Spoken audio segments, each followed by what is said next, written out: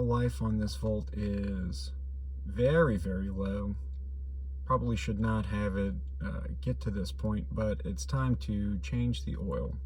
It's actually pretty easy if you got the right stuff.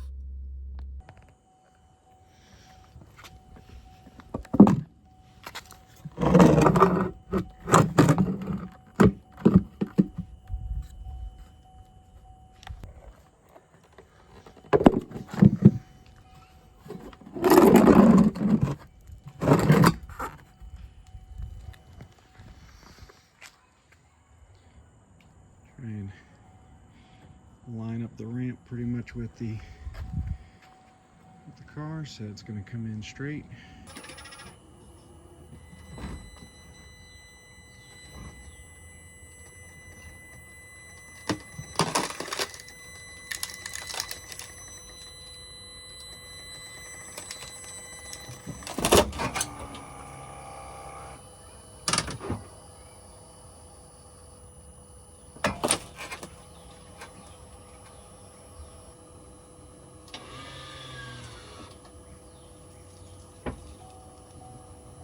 So here's an interesting feature that the Volt has. When the car's on, it's on as electric right now. When you pop the hood, it automatically turns the generator on.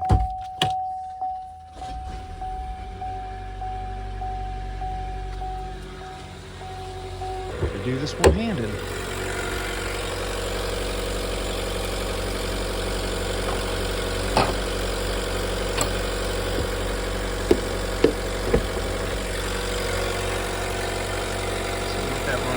A minute or two just to get the oil warmed up so it's flowing.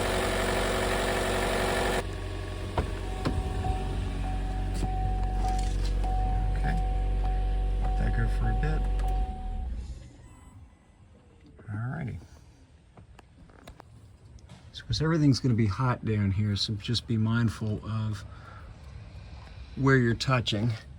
The area that we're going to be working in is right here on this side of the engine. We're going to replace the oil filter and drain the oil from the plug right here. This is going to be a 10mm socket that you're going to use to undo the oil drain plug. Be mindful, we're running the exhaust, so try not to touch the exhaust or the catalytic converter right there.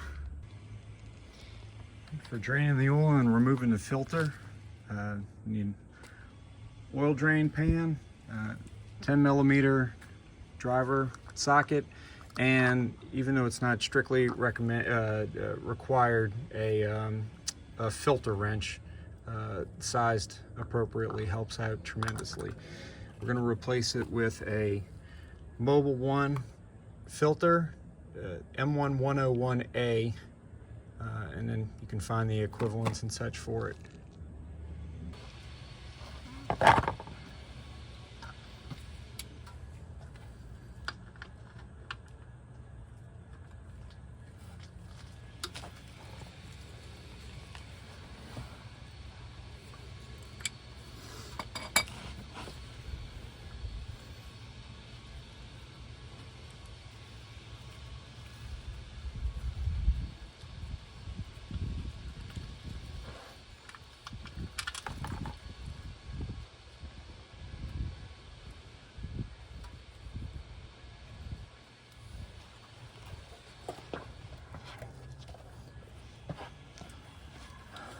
While it's draining, cleaning off the drain plug. Yes, the drain plug has an inset O-ring on there, so you're going to want to make sure that this has just a little bit of fresh oil on it when you go back to seat it, so that that O-ring's properly lubricated, so that you have a good face seal. So hold on to him for a little bit later. I also opened up the cap on top of the engine where the oil fill cap. That way it just kind of gives a good airflow passage, so you don't have anything bubbling up. And what I'm going to do, since it's lightly trickling, is So I'm going to shift the pan over so that the oil filter will drain into it easily. All right, so you can see the oil filter right here. This was not the same diameter as the Mobil 1 replacement that I got. So just got this universal one as a kind of a catch-all, just to kind of get it loosened and going a little bit. I really like oil filters that are mounted sideways because you can open them up and get them to drain a little bit and it doesn't run all over your hand. So yeah, we're slowly removing this guy.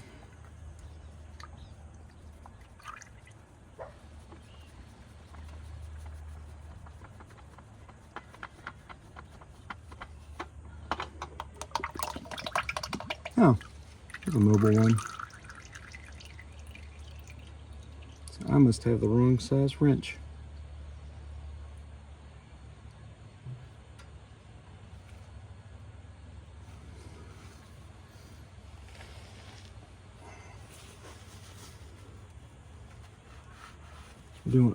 Using a shop towel just to wipe some of the excess oil off in this area. It's also nice to kind of get it off whatever other components might get hot and such, so you don't get that burned oil smell along the way. Okay, we have our new filter. So first thing to do, go ahead, check the sealing surface, the rubber grommet around it. Make sure that there's no debris or anything on there that can cause scratching or mess up the face. And then we're going to want to put a little bit of fresh oil on there to get the face lubricated. So just a touch.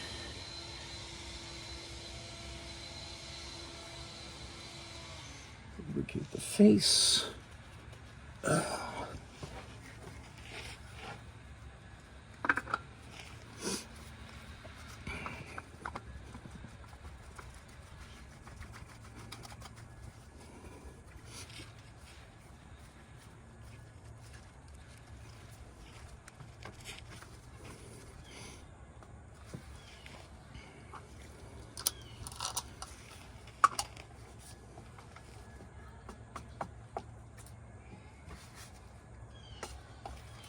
Alright, don't have to turn it too much, just a little bit past hand tight is about all you need. Alright, now we're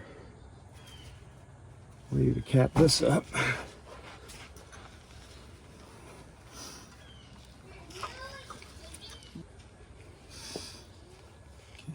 Again, just a touch of fresh oil I got on my glove here, just to make sure that the O-ring sealing surface is lubricated. Also good to inspect it, make sure that there are no cracks in the O-ring or any other debris in the way that's gonna cause you a lot of pain later on.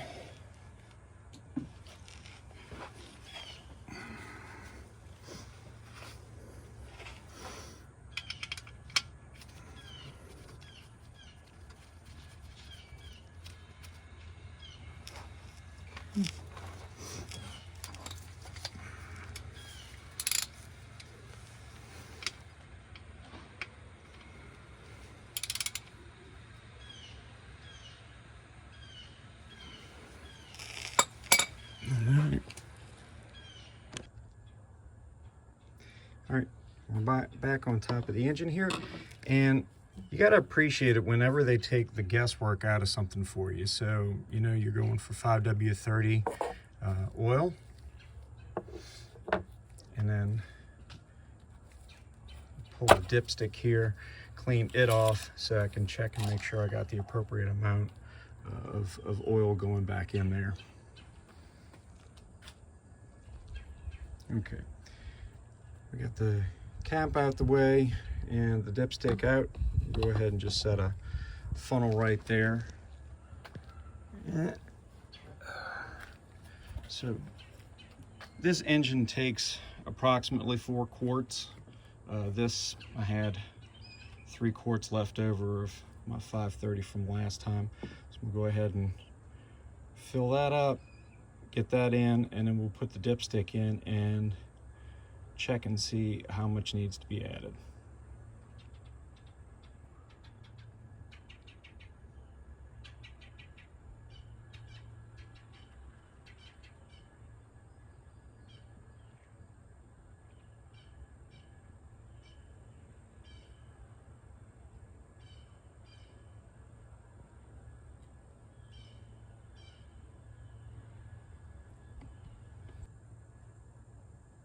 All right, so I put in the first 3 quarts.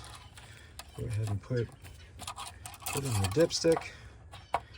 Set it all the way in. Give it a second.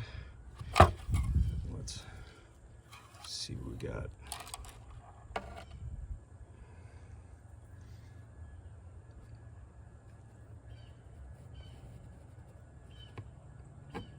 So, yep, not touching the area just yet. Just maybe a little bit, but we aren't up to that middle divot right there.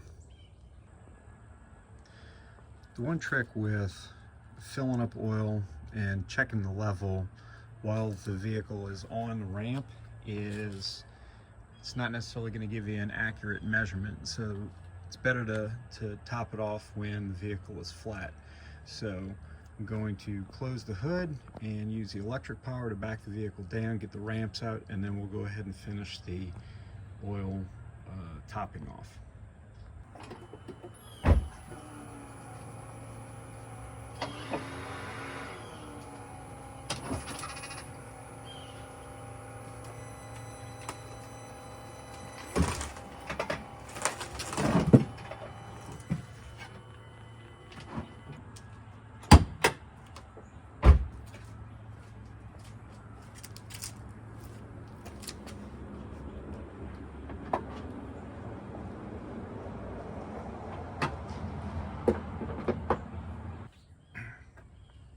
Okay, so we got the vehicle level again. Let's go ahead and check the dipstick one more time. Of course, back and forth it splashed a bit, so this needs to get cleaned up.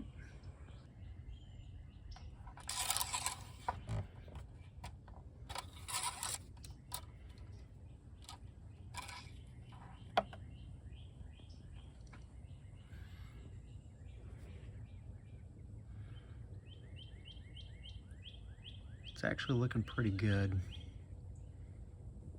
right at that level.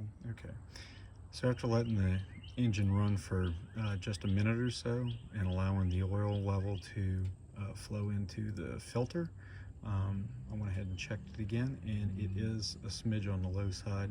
So I'm just going to go ahead and top that off until we get up to the upper rung right there, and that should take care of it.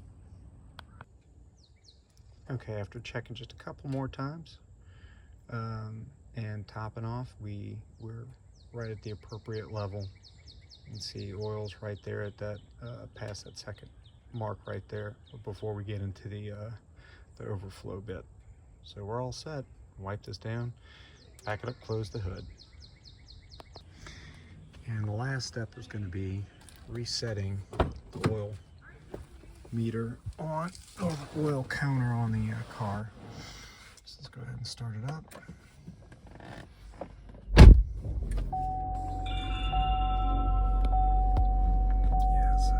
Yes, we are aware that it's open. Yes, and that's 2. Okay, so just press select to do this select right here. Press select to reset it.